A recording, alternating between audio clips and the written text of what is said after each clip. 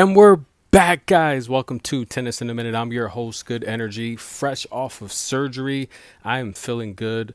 And we're going to take a look at a story that's drawing up some controversy. That's right, Garbine Muguruza from Spain, the two-time Grand Slam champion. And people are upset. Why? Because she is the tournament director of the WTA Finals 24 in Saudi Arabia. People do not like that. And again, for anyone coming over from the old channel, welcome. Thank you for the love and support. If you're not familiar, that channel is in the process of a litigation battle. I have someone claiming ownership of my voice. This is what happens with YouTube, in case you guys are not familiar. Whenever you have videos that go viral, you have these people that hide behind computers. They come in and try to claim ownership of your content. So then what's happened is the revenue goes to them. And it's a very shady space. I've been dealing with this for several years. It's nothing new. Every time I have a video that takes off and generates revenue, someone comes along and claims ownership, right? The videos that don't make any money, they don't care.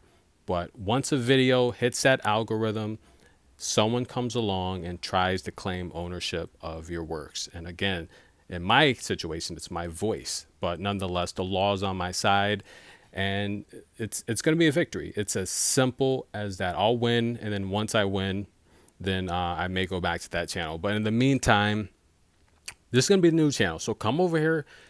Make yourself at home, have a look around, show some love. And for the most part, it's going to be, we're going to talk a lot more stories, because I think people enjoy when I talk about the stories and stuff like that. So we're going to talk a lot more stories, and they're going to be longer videos because we're going to dive deep into these stories while taking a look at some of these players' careers, what they're doing outside of the sport.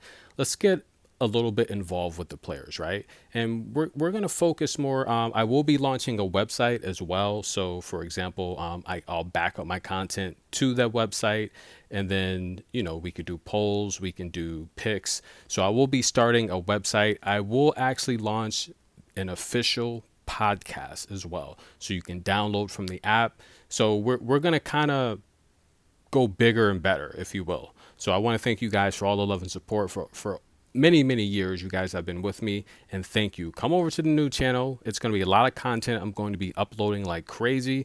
We'll be back in no time. So and wise words from Mr. Good Energy: whenever you plant your garden, the rats and the snakes will come and invade it, and they will eat your fruit. They will try to take it, and it's your job to defend it. So when companies break the law, you have to take them to court. It is not okay. You cannot beat the little guy if the little guy fights back, especially when the law is on his side. So thank you guys for the support, and let's get right into this video. Garbine Muguruza, two-time Grand Slam champion. We all know that, right? She's amazing. The only player to defeat Venus and Serena Williams in a Slam championship. We know in 2017 she beat Venus. And guys, in case you're not familiar, Venus, very classy when she lost that match. And Venus had a chance to win that match, right? Venus, in my opinion, kind of like a young Coco. Coco, she's too nice. And I felt that's how Venus was in a lot of these championships, hugging opponents after. I say it all the time. Venus is one of the most classiest players in defeat. Hugging her opponents, just graceful. Just a class act all around. But the prior year, guys, that's right, in 2016, that was 17 when she beat Venus in 3 sets. 2016 French Open, I mean, Serena could have had history, right? She beat Serena Williams, the #1 seed. Now, Garbine was the 4th seed, and she took out Serena in actually straight sets. That was crazy, man. Yeah, she had a really good run there. So Garbine, I like, and don't forget, guys, the WTA finals. That's right, where she took out the hard-hitting Annette Kontaveit. That was pretty good. I covered that finals championship. That was amazing, and I didn't think Garbine would win. I thought Pliskova had a chance to win it, but she had a horrible luck of the draw with the tie record. She would not make the semifinal because of points. That was that format. It's tough because I thought Pliskova actually played the best tennis there, along with Annette Kontaveit, who was just flawless. But Garbine came out of nowhere, and that crowd lifted her up for her to get that championship. So, but nonetheless, she did start the 23 season Well, actually, after the Master Championship in the 22 season, she went 12-17, and people started calling it the WTA Finals curse, right? If you win it, you have a bad season. Well, Iga's not necessarily having a bad season, if you know what I mean. But Caroline Garcia kind of had an iffy season after she won it in Texas. But Iga's having a great season, Slam champion again, and she's doing well, still ranked number one. Now Garbine did go 0-4 in 23. Remember, she had that match with Camilla Giorgi where like she spit on her hands and then tried to shake hands. She's got a lot of drama behind her. And let's talk about Barbora Krejcikova, the U.S. Open, ladies and gentlemen. That's right. What about that match where, and listen, I love Barbora. She's one of the most classiest ladies you're going to meet. But let's go back to that U.S. Open. I want to say it was, I don't know, 2021. I could be wrong, right? That was a very interesting U.S. Open, the round of 16. And in case you're not familiar, along that run, Garbine, she took out the hard-hitting Dana Vekic in straight sets. Andrea Petkovic, she wasn't dancing after that match. Vika, she beat, right? And then in the round of 16, Barbora Krejcikova, she would face. Now, if you're not familiar with that match, Barbora was, I told you to take Barbora to win that match as the underdog, right? I remember the prediction. Night and day. That's when I was just on my game, breaking down the numerology every night, hours and hours. I couldn't miss, guys. I had runs where I was doing out of 18 picks. I won like 100 and I don't know, like 2 of them. It was insane. Could not miss, right? But the algorithms got a lot harder since then. However, ladies and gentlemen, round of 16 by Barbora Krejcikova, she cruised through the first set 6-3. Even though it was 6-3, it was worse than the score. It should have been like 6-2, 6-1. Barbora dominated. The second set, she was up and she was winning. Then she had like an abdominal injury and she kept holding Garbine up. So she was using the service clock. She was taking her time because she was injured. She was trying to slow down the game, veteran tactics, raising her racket, and Garbine just lost it. She's like, what are you doing? Give her a penalty. So she kept holding her up, even though Barbora was injured.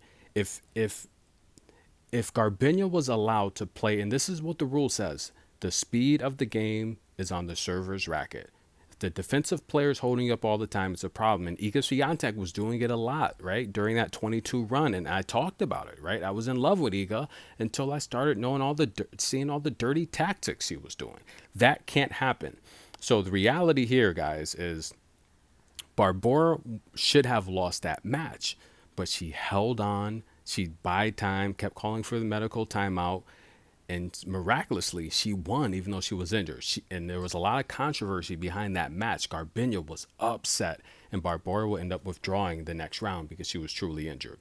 But nonetheless, she's been in some battles. And a lot of players, look, Barbora's most likely going to be in the WTA finals this year, right?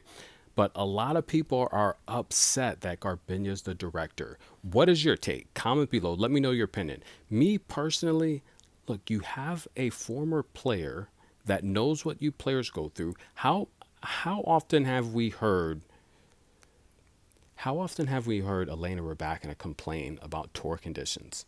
What about last year, how that tournament in Mexico was just a disaster? You know how much money we spent to go there? It was a disaster. Rain all the time. The court was crumbling. Coco was like, that's not even a kick serve, and look how the ball's bouncing. So look, that was a freaking nightmare, ladies and gentlemen. Why are people mad that a former player has the opportunity to make this tournament right? What's up with that? Why are people, I think they're hating on Garbine, right? I mean, look at Blake. He's doing a good job in Miami. But look at players like Casper. He said what did Casper say? Something along the lines of it's a rundown tournament, right? Don't quote me, but he pretty much said it's a trash tournament, right? It's a rundown tournament. Why did he say that? This is why he said that, ladies and gentlemen, because he didn't have any matches on center court. He's had to play on the side courts. And my personal opinion, people don't really like, and here's the thing, there's only one arena in Miami, right? There's only one stadium in Miami. That's where the Dolphins play. And if you're not that number 1 seed or big time, right? Coco wasn't a number 1 seed, but she's the world's ranked number 3 and she's big time. All of her matches are on there. If you don't have that draw, and Casper does, he's big, but he's not bigger than Novak or Alcaraz or Medvedev. He's not bigger than those names. He's not bigger than Tiafo.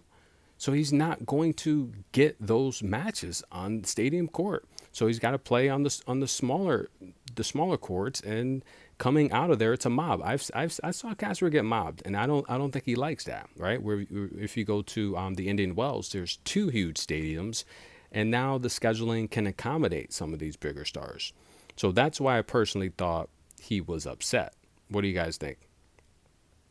That's what I think. And I think the former players that are running these tournaments, I think it's going to be better because they know what you players go through. So I think give them support where you can. And I mean, try not to hate on them, because the reality here is they're going to make things better as a former player. And this is what I always say in sports like boxing, the judges should be former players, right?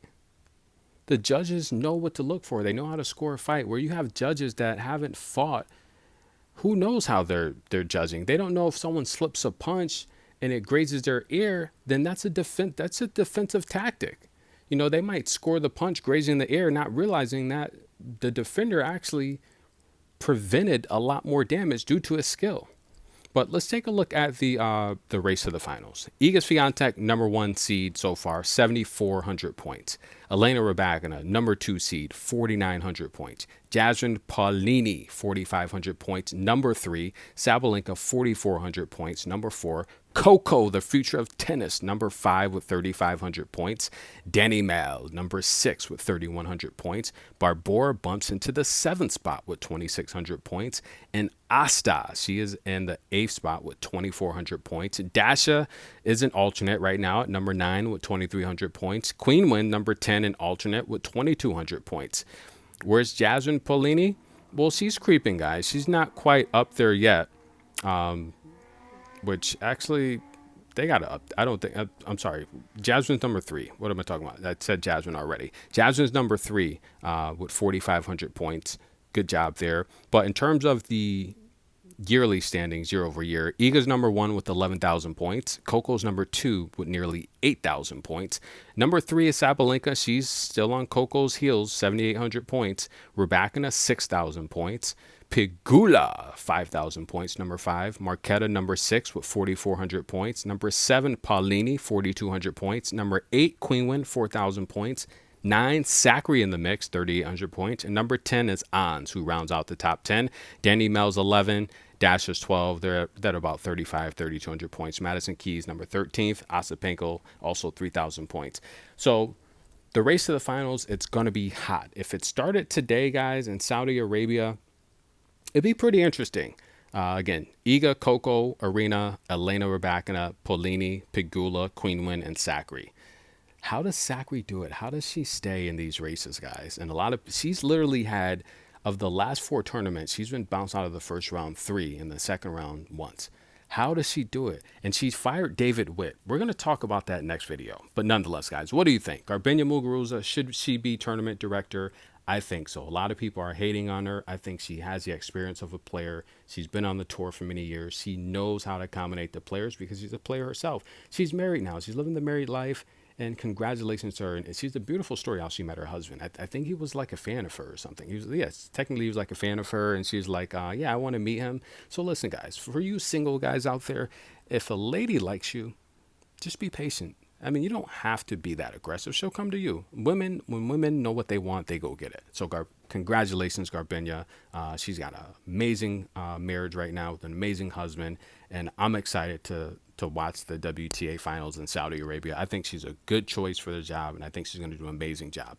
What do you guys think? Comment below. Tennis in a Minute. Show some love. Like the video. And again, guys, this is going to be the new network. The old channels, that's going to be in litigation. I'm going to win. It's going to be great. And we'll be back. See you soon.